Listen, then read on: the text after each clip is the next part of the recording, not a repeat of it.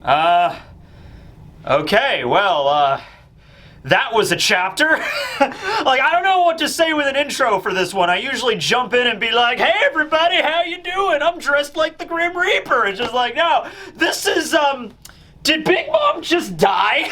Like, holy crap, like, I don't think she did because, you know, she's Big Mom and all, but like, did Kid-in-Law just win? I mean, okay, we'll get to it when we get to it, but like, alright, everybody still kind of agrees that Law did most of the work in this fight, right? Like, I understand that Kid did some really epic-looking moves, but Law, at the end of the day, I'm just saying, I think carried, like, 85% of this fight, okay? And I know there might be a lot of people that, like, love Eustace right now that are just like, how dare you? How dare you, Tekking? Eustace, he made a giant mechanical bull and rammed into Big Mom. Like, no, that was cool. There's no way that wasn't cool, alright? I'm just saying that, like, it kind of boils down to just, like, you know, ramming into her with physical damage. Meanwhile, Law was doing, like, all the complex surgical K-room skills and everything like that. I'm just saying, I feel like Law kind of set up for this spare, and then Eustace was the one that got it, you know what I mean? Like, okay, alright. I mean, he's a cool character, and it's always funny to me that Oda, and Oda has said this plenty of times, that when he designed the supernovas, because the supernovas weren't even originally planned for One Piece, but when he actually sat down and designed the supernovas, he thought that Eustace was going to be the one that was gonna, like, everyone was gonna love. Like, he was gonna be, like, the fan favorite. He was gonna be the most popular supernova, and he was gonna focus a lot on Eustace Kid, and then it was a complete flip where Law showed up and like everybody couldn't get enough of Law, so you had to focus on Law instead, which I think is a good maneuver, right? And I feel like for the entirety of Wano, it's basically been Oda trying to push Kid to the forefront. Like, alright, this is Kid's arc, right? We had plenty of time to get to know Law, and we had like Beiji during Totland, and Bonnie is doing some stuff at Reverie, but you know, now we have Kid's arc, right?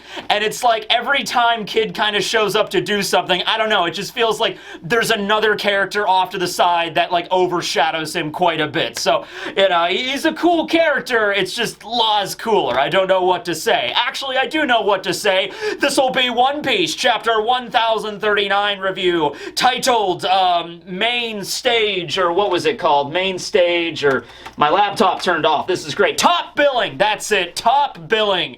You know, and once again, who gets top billing here? Yeah, I would say Law, probably. Okay, so we don't actually continue on with the Germa cover series, unfortunately. We just have a regular color spread. Although I do want to mention that One Piece was on the cover of Shonen Jump this week, and it was Kaido and Luffy, you know, Kaido in his hybrid form, Luffy charging up Armament Hockey to hit him, and the caption was, "The Climax of Wano!"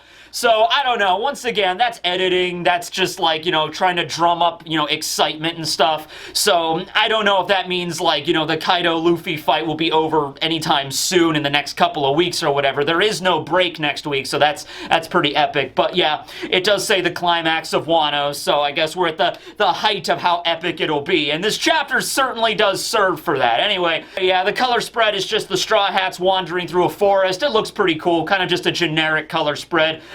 So we cut to outside of Onigashima, well, the actual island itself, and we see Momonosuke there. So we touch base with him to see what he's doing, and he's like, you know, pulling it away. And it looks like he's actually made a decent amount of progress pulling it away from the Flower Capital. The Flower Capital is still clearly visible from Onigashima, but it is moving in the opposite direction now. I'm assuming that if it were to still fall right here, and the explosives were to go off, it would still damage the town, the city, but not as bad as if it like dropped directly on it. So Momonosuke's like, okay, we're making good progress, this is good, but I have to go further, I have to get out of here even further away from the Flower Capital. It's at this moment, and we do not hear anything as the audience, but Momonosuke mentions that someone is calling to him. So he's like, you know, towing the island away, and he's like, oh wait, I sense a presence. Leia, where are you? It's like, no, so this is most likely Zunisha. Zunisha has arrived outside of Wano, and of course, Momonosuke is able to hear and understand and communicate with Zunisha that we got at Zou. And also, remember, Momonosuke stayed on Zou for a couple of weeks. Like, while the Straw Hats were going going to, like, while Luffy and Nami and Chopper and Brook were going to Totland to rescue Sanji, Momonosuke stayed behind with Inuarashi at Zou for a little while to, like, commune with Zunisha and understand the elephant's will and, like, discuss things with it, right? And so then Inuarashi took Momonosuke to Wano, and so they met up there. But at this point, I would feel like at least Momonosuke has established enough of a dialogue with Zunisha, so after Momonosuke, like, understands, like, oh wait, I sense someone is communicating with me. Zunisha, is that you? And then Zunisha's like, yes, Momonosuke. This is how Zunisha talks now. Yes, Momonosuke, I have arrived. Holy crap, you're a bigger dragon now. He's like, yeah, some stuff happened. He's like, well, that's cool. Anyway, do you want me to, there's a bunch of world government ships out here. Do you want me to just, like, crush them or something? And then Momonosuke be like, oh, I didn't know that. Yeah, sure, go crazy. He's like, all right then, Zunisha! Poosh! You know, like, I mean, that actually probably wouldn't be a bad idea because Zunisha needs an order to do anything. So I don't even know if there's any, I mean, I guess there are some minks left on Zou because most of the minks that were fighters, the Forest Guardians and the Musketeers, alongside Inuarashi and Nekomamushi, they're already at Wano, right? They fought against Kaido and they're, like, tending to their injuries right now, all the major ones. So I imagine there's still some citizens on Zou, and, like, every mink is capable of fighting, so none of them are, like, helpless.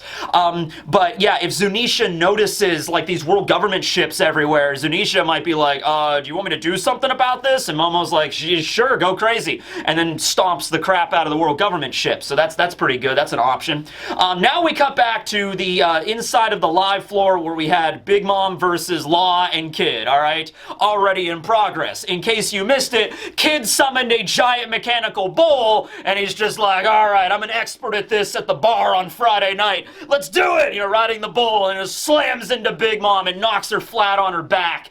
And everyone's like, no! And then you have, because now we have Law's Heart Pirates and the Kid Pirates off to the side. So this really does seem like a wrestling match at this point, where it's like, you know, the Beast Pirates are there and like, no, Big Mom, she can't lose. And then we have the Kid Pirates and the Heart Pirates like, yeah, Captain, kick her ass! We also see a few more members of the Kid Pirates, because we're already aware of the Heart Pirates, Law's crew, right? We got Jean Bart there, we got a few other members we've seen before at Zou, but we get a few more members of the Kid Pirates. We see this one guy wearing a hoodie, and he's got his hood up, and he has a sword, and he's just like, yeah, Captain Kidd! We also see a woman in the background. I don't think we've ever seen a woman on Kid's crew before, so that's cool. Also, Panda Man. Panda Man makes his appearance right there in the background. I didn't even notice that when I first read this chapter. I just noticed it now. But yeah, so Law and Kid both have Panda Man on their respective crews. That's why you don't want to mess with them, right? So Kid is like, he gets off the bull and he goes over to Law and he's just like, hey, Trafalgar, you know, don't act like, you know, you were setting me up for this fight or this attack or whatever. I'm the one that managed to knock her down. And Law is just like, hey, you know, what are you coming at me for? You know, you act like, you know, I was setting her up and then you were the one that stole the show at the end of the day, right? So they're just arguing back and forth on who's going to get credit for this, even though for both crews watching, it's very obvious they're working together, but they can't admit that they're working together, but they are working together. It's funny because at the end of this chapter, they do, and they've done this up until now, this isn't the first time, where they're like, hey, we're gonna both use these really high-octane attacks together to try to bring her down, right? Except they can never admit to it, like, hey, that was a good shot, Eustace. Yeah, I guess so, you did a good job too, Trafalgar, and they like shake hands or whatever. That's not how these two characters operate, but at any rate, you know, Law says to him, you know, I'm not your opening act, or, you know, you don't get top billing for this, which is where the name of the chapter comes from, right? At any rate, they're both pretty winded here, and remember, way back when they first awakened, well, they didn't first awaken, they awakened to their devil fruits like months ago, from what we understand, but when they first used their awakening abilities here against Big Mom, they both said, you know, awakenings take a lot out of you, and they were already pretty banged up at that point. Now, you gotta understand that, like, Luffy has an insane amount of stamina, so I'm going to give that to Law and Kid as well, right? So, yeah, they say that, like, hey, using an awakening takes a lot out of you, but they were able to at least pull off, like, I guess 2 or 3 awaken attacks before they actually pass out, right? So, I guess when they said it at the beginning, like, it seemed like when they first used their awakening, it was a one and done, and that was it, right? Like, when Law first used his K-Room and when Kid first used a sign against Big Mom, those attacks didn't work. They were gonna, like, pass out right away. Not the case. They could still push beyond their natural limit, but it's really gonna come back to, you know, hit them later. You know, after this one attack, as Law states. He's like, listen, I got one more attack in me, and after that, I'm pretty much done. Okay, so I'm gonna go full throttle with this one, and then afterwards, you can, and Kid just kind of cuts him off and says, don't tell me what to do! I mean, I'm gonna do something really badass, and they get into an argument over, like, what other techniques they can use. Like, Law is like, hey, Kid, you know, so you had a bull, you know, whoop-de-doo, you summoned a giant mechanical bull. What's next? A giraffe? An elephant? A hippo, maybe? Okay, actually, you know what? If Eustace could summon a giant mechanical hippo and, like, it opens up, like, its jaws of death and, like, you know, consumes Big Mom in one bite, I mean, that would be pretty impressive. It's not a hippo, nor is it a giraffe, but it is pretty impressive. Kid's like, I'm not gonna tell you what I have up my sleeve, and I don't listen to you. I don't take orders from you. I mean, I'm gonna do something really cool. I'm gonna think of an even cooler attack, and it's not gonna involve an animal at all. You just wait and see, Trafalgar.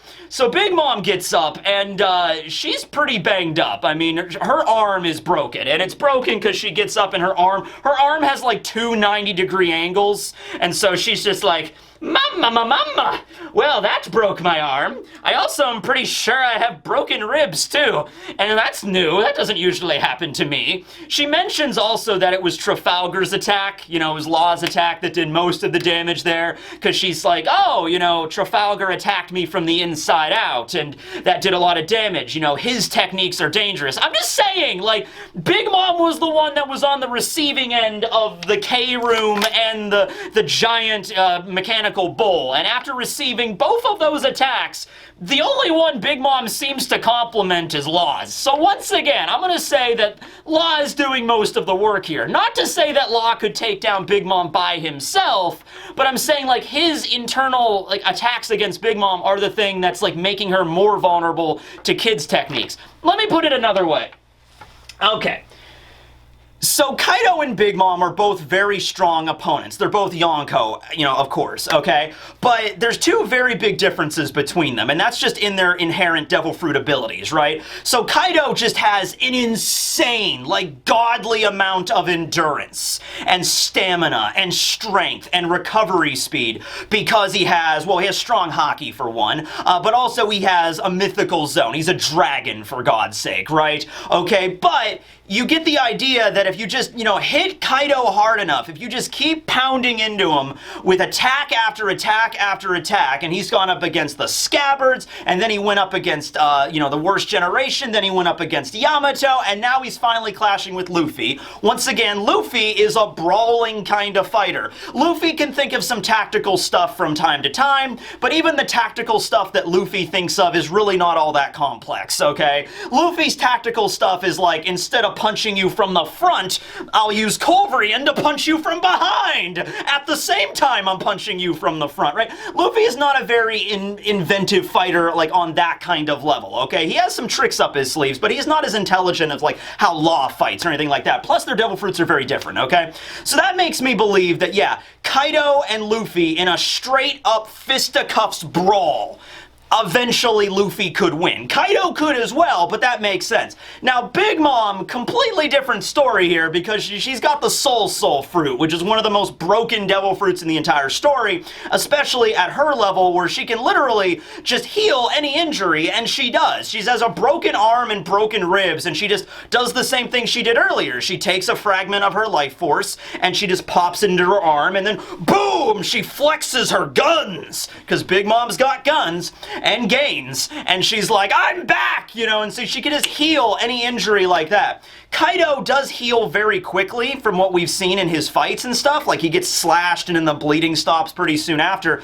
but the injury is still there. It's very different where Big Mom can literally get her arm broken in 13 different places and then be like, Mama, glorp, I'm back in action, baby! You know, that's all it can do. You know, she can do that all the time, anytime she wants. Now, there is an upper limit to that, of course. If she's ripping out her own life force, eventually she would run out of life force.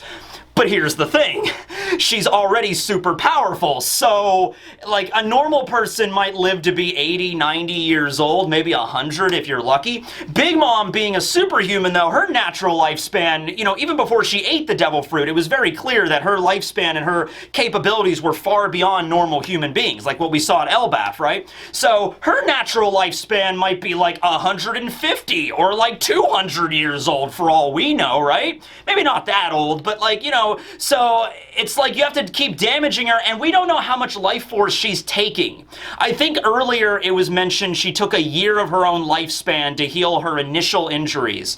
So maybe this is more than a year or whatever, but it's like she gets like pretty much healed after these attacks. It still wears on her, but like it's just a different dynamic of battle, okay? So the long tangent to get to this, if it was just Luffy versus Big Mom, I don't think Luffy would win, because Luffy's just a straight-up brawling fighter, kind of in a similar vein with how Kid fights, okay? So Kid is just like, you know, he has some really clever ways of fighting, summoning giant robots and like trash compactors and things to hit you, but at the end of the day, Kid usually fights with like physical attacks. Even with his awakening and assign and stuff, it usually relies on like, I'm going to assign this magnetic charge to you, and everything from, you know, here to, you know, Albuquerque is going to slam into you at like super fast speeds and like cause you damage, but that's still just physical damage on the outside. So I don't think Kid or Luffy could have defeated Big Mom by themselves, okay? Just because of the way the Devil Fruit powers match up is not good.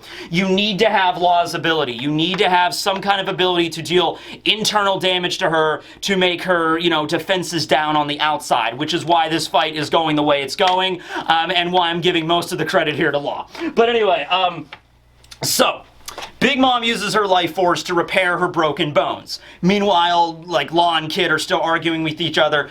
Big Mom whips out her Mazur Saber, which, okay, that one, Dragon Damnation, the technique that Zoro used against King a while back, that was a good one, but Mazur Saber, I mean, that's awesome. I can't wait until that's in the anime. I can't wait for Big Mom's voice actress to be like, Mazur Saber, mama, that's gonna be a good one. It's the other variation of the Mazur Cannon, the ability that she used when all three of her personal homies combined together. So in this case, it's Hera, and then Prometheus and Napoleon combined together to make the cannon that they struck Ulti with. And even Ulti didn't get dropped by that. But this is the sword form of that. So I guess condensing the energy from that cannon into her sword, and she goes and slices Kid's bowl in half, you know? And so Kid's not really concerned about that. He even says, like, this is just a bunch of useless scrap metal. I can make a new one. It's not a big deal. And then Big Mom, she gets like the lightning in her eyes, and she's just like, Mama, you fledglings, don't you understand? We are Yonko. We've ruled the seas for decades, long before you became pirates. You know, you were still infants in the cradle when we were ruling the seas. Ah, back in those days. You're nothing on the devil's luck, pirates. You know, and so she goes to attack Kid. At the same time this is going on, Kid awakens, activates his awakening, and uses a sign again. Except he uses it a little bit differently than the first time we saw him use it. This time, he doesn't, like, the first time he used it, he just, like, waved his hand and was like, a sign. This time, he actually assigns the north and south magnetic poles to different objects. So he just kind of, like, waves his hand and slaps a big S on Big Mom's face, like, south, and just... What is this? And then he slaps on one of the nearby towers on the live stage, and a big N appears for north. Okay, and so you can kind of see where this is going. Opposites attract, you know, and then all of a sudden Big Mom's like, what now? Boom! And then her head gets slammed against the tower with the magnetic force, and she can't move. And then Kid takes the remaining part of his bowl, kind of adds some spikes and stuff to the head of it, and just like sends it careening straight at Big Mom's face. And Big Mom's like, that's not good, and she tries to move, but she can't, and so you think this thing is just gonna slam right into her and, like, crack her skull, but no, unfortunately, Big Mom is just so buff, she's so strong, she just, like, lifts up the entire tower that she's connected to, and just, boom, and then just blocks the shot with that. So she's still got some fight in her, okay? You can't just say, I mean, she probably has gotten quite weaker and more exhausted throughout the fight and also burning through her lifespan and everything, but she still has enough energy to lift up a whole damn tower. So at this point, like, what does that matter, right? Okay, so Big Mom is kind of looming over Kid, and Kid's like, oh, okay, I really thought that was gonna work. That's not good. And so Big Mom releases her new technique. This may in fact be her strongest move. Like, so we've seen the sovereignty technique, the Ikako sovereignty, the Elbaf spear, the Mazur cannon, the Mazur saber. You've seen all of these techniques. She can light herself on fire. You know, she can do all these crazy things. Cognac. You know, Big Mom just has a slew of abilities with her soul fruit, right? But this might be the one that takes the taco, okay? Mama's like, oh man, I could really go for some tacos after this, you know? And so Big Mom creates homing cannon, Mother's homing cannon Misery. All right, now what this is, first off, the name of the attack is from an old manga way back in the 70s, and Oda being an old man, this is probably something that he was a fan of. I've never heard of this. 3,000 Leagues in Search of Mother. Okay, I guess that was the name. Oh, it was an anime back in the day. All right, so I guess that's the case. I've never heard of this, right? But it's like an old school anime reference on Oda's part, okay?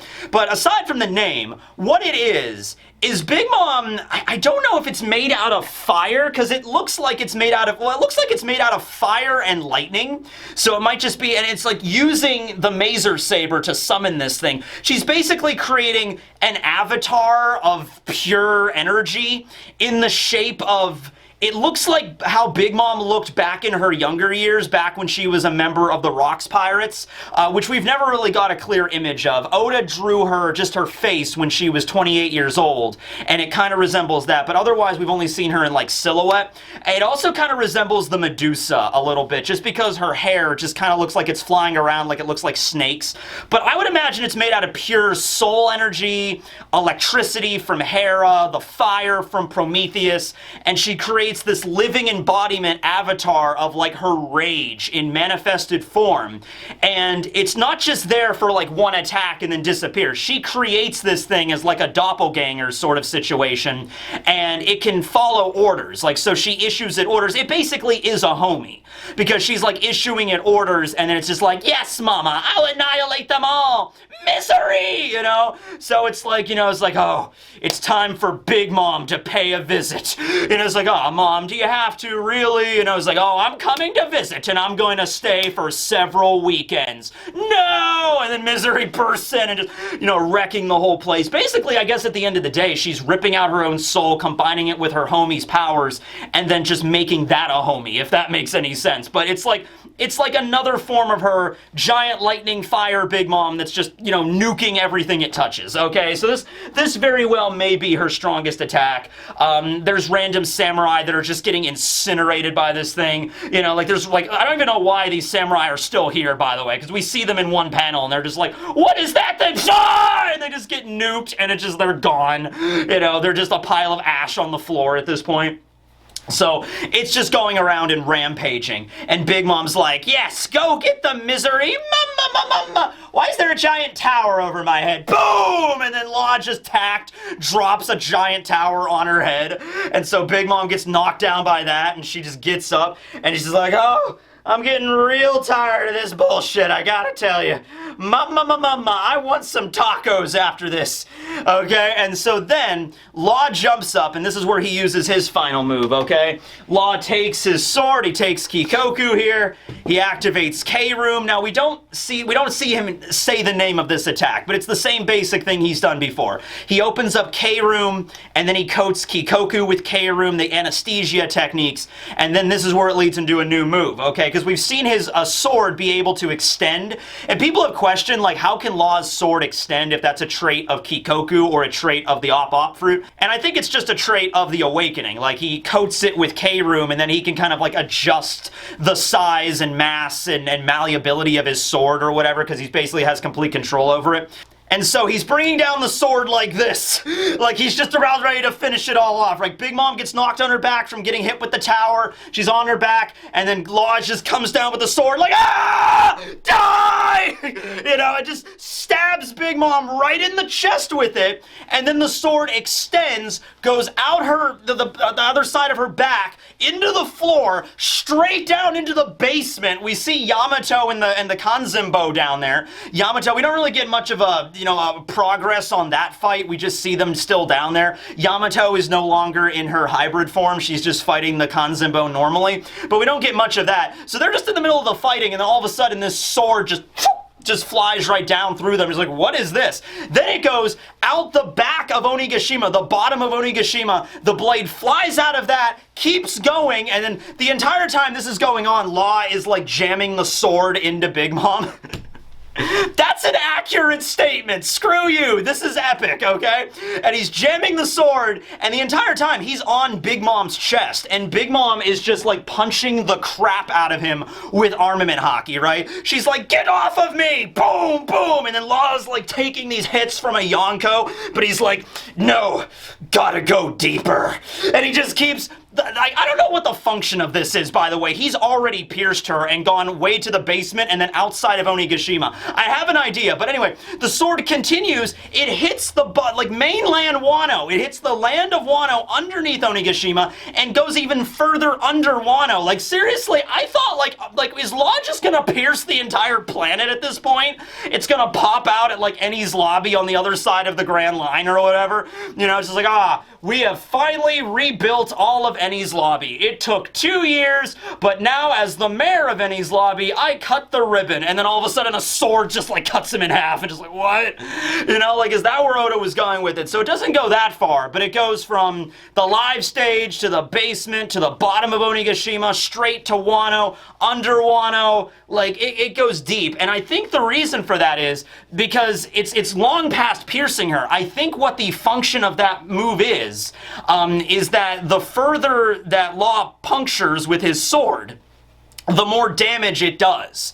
Or rather, he takes all of that condensed damage and focuses it on a single point, which is going to be Big Mom here in a second, okay? So he jams this blade all the way down, and then he activates the move. It's called Puncture Willie. And I know it's not pronounced Willie, it's like German, so it's supposed to be like Ville or something, or Ville, I don't know. It's Willie because it's funny to me, alright? So instead of Shock Willie, it's Puncture Willie. I'm just thinking of Groundskeeper Willie from The Simpsons, basically, right? And just like, yeah. So he pierces Big Mom, takes all of this compressed damage that he's done to Onigashima and focuses it right there on her chest, and then boom! It just hits her like a truck filled with TNT loaded with antimatter. And then she's just like, ah! You know, she just gets hit with this insane, ungodly amount of damage. This is easily Law's strongest technique. Why didn't he pull this off against Doflamingo? That's actually a good question. How come he didn't use his awakening against Doflamingo? Maybe he didn't have it yet? Maybe it was the fight with Doflamingo that allowed him to awaken to his fruit? But the conversation he had with Kid earlier seems to imply they've had these abilities for a while. Like, I assume they awakened these abilities during the time skip, and they've had to work on them a little bit. Like, they weren't able to use them right out of the gate, but they at least had the, you know, the capacity for them, but they had to train with them a little bit. But still, Doflamingo's fight was only like maybe a month or so before this, and maybe a little bit longer than that, but like, I'm sure he would have had his awakening then. I mean, I guess Gamma Knife was cool, but why didn't you try this shit out? I don't think Doflamingo could have stood up to a Shock Willie. Certainly not a Puncture Willie. Okay, so, it's just so freaking cool, man. Like, Big Mom just like splurts up a bunch of blood, and she's like writhing around like a demon, you know, just about to be sent back to hell. And then so Big Mom, she's not completely done yet, and so she's like, burn him to ashes, Misery. And then so Misery is still there and appears behind Law, trying to like completely incinerate him. But that's when Kid shows up to end out the chapter. Eustace Captain Kidd is tired of being a side character. He's busted out the damn railgun. Oh yeah!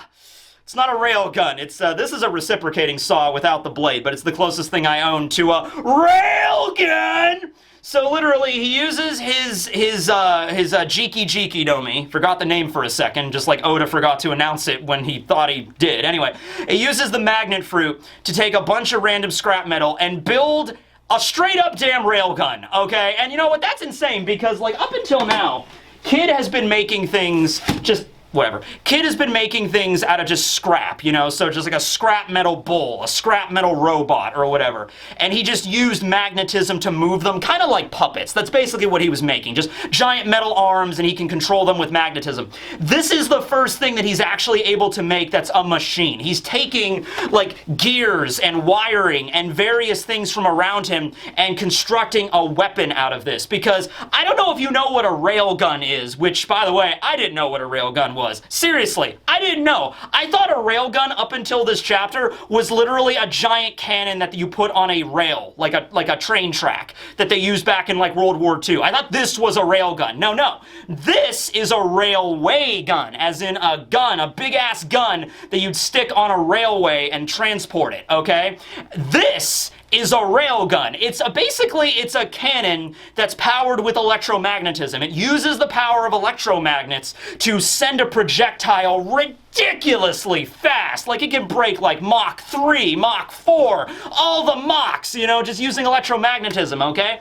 But in order to do that, you need like a power source, right? Now, I guess in this case, Kid is the power source. But if you look at the way this thing is designed, it's got cables and wires sticking out of it, and Kid has like this weird like shoulder attachment shaped like a skull, like it's going up to him. So that might be like the generator. So he's like taking the awakening power of his devil fruit and using that electromagnetism to like create like spin a turbine or a generator or something. People that know more about railguns can let me know about this. But I know power and like you know, cables and stuff have to be involved for this, right? And then there's kind of two rails, and one of them is charged, you know, positively, and the other one is charged with a negative charge, and it's with those two charges together and a crap ton of like energy, I guess, boom, fires the round out, okay? And so he uses this giant railgun, and he just points it right at Big Mom. After Big Mom takes this insane amount of damage from Law's attack, Kid just shows up out of nowhere right above her, points this gun right at her face, and it's just like, you're done. And Big Mom is just like, you think you can take me down? You know, give me your best shot. And like, Kid is like, yep, I plan on it. It's like, damned punk, boom, and then just launches the shot right at her. This panel is a little bit obscure. I would imagine he's gonna aim right for her face. It kind of looks like he's hitting her right in the chest, like the same point that Law did the damage to, which I guess just focus your damage at this point, I would say is the best move, right? So, the name of the attack I love is just Damned Punk, and it's the same in both translations, and I love that, because that just sounds like a Dirty Harry remark or whatever, like, you damn punk, and then he blows your head off with a freaking 44 Magnum or whatever, right? This is kind of very fitting for Eustace Kid, right? Okay? So, oh my god, this has just been insane. And I love how Big Mom looks up and sees this giant cannon in her face, and she just like, she doesn't freak out. She's just like, give me your best shot. I'm Big Mom. I can take it. Kid's like, all right, boom! And then she like, ugh! And then we see the last page of the chapter where we see just Law there, and he's like, your era is over. End of chapter. Oh. Okay. All right, so, I need a minute to catch my breath here. Okay. So, if there was ever a chapter where my neighbors were gonna come over and be like, hey, are you alright? I'd be like, yeah. Have you read this recent One Piece chapter? I'm like, oh my god, I did. I'm like, yeah, alright. So first of all, anybody out there, this has been out there for a while, I've seen fan art of Kid making a railgun. Like Kid using his electrical magnetism to create, like, you add scrap metal and create a cannon. Like, there's fan art of it out there. It's all over the place. This is something, so whoever drew that and whoever thought, like, Kid's gonna make a giant, just fuck off cannon, you're just like, congratulations, this is your week. This is, I would bake you a cake, you know, if you were, I would bake you a cake and put Kid on it as, like, you know, with the railgun, all right? Because that is amazing, all right? And I can't think of a better finishing move for Kid than just taking out, like, the railgun and just firing it straight. I mean, that's perfect, right?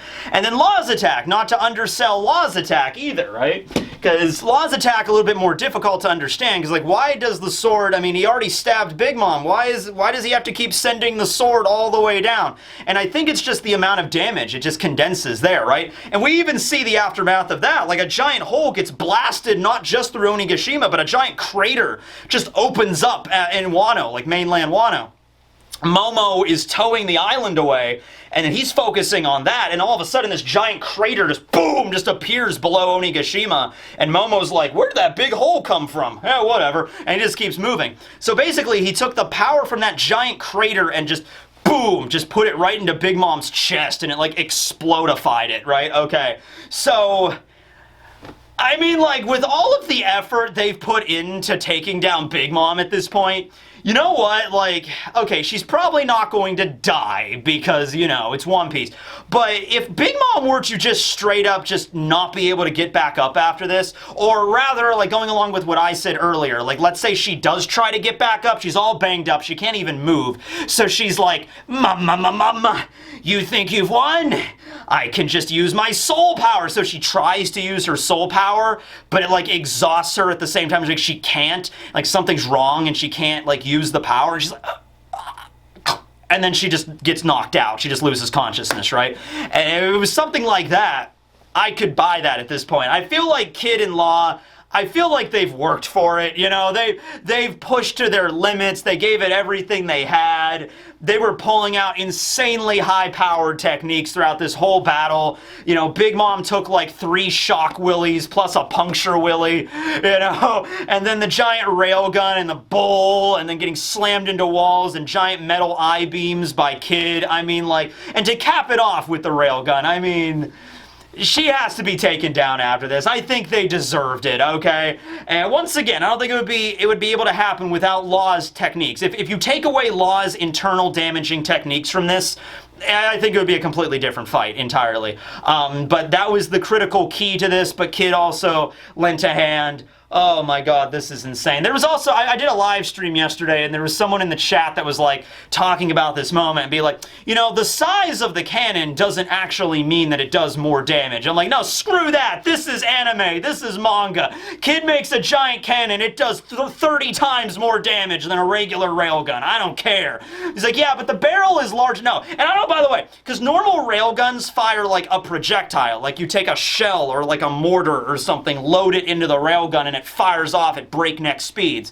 So we don't actually see Kid firing off any kind of projectile, and in fact the kanji for this technique does not include the word projectile, so it implies that he's just firing off, he just fires a laser, basically, because the laser is cooler. I mean, you know, Oda could have easily just had Kid create a giant shell out of scrap metal and like polish it to like an armor-piercing round, like a point, load it in the railgun and fire it, but that's not as cool. He just fires a concentrated beam of electromagnetism energy, just a laser to end all lasers. I'm cool with that, because Oda likes lasers, right? What do you have against lasers, right? With a Z. Lasers. L-A-Z-O-R. Yeah, that's how you spell it. Oh, God. All right, this was, tell you what, okay, if you ever need motivation in your life, okay, if you're like, man, I need to hit the gym, but man, I'm just tired today, I don't know, or just like, man, I gotta go do this thing, but I'm in bed right now, it's just so cozy. No, I just want you to think of this chapter. Think of Eustace Kid creating a giant electromagnet railgun out of scrap metal and blasting Big Mom right in the chest with it at point blank range. That'll get you motivated, that'll get the endorphins and the adrenaline going, and oh man, I'm gonna go work out right now. You guys have a good day. Yeah!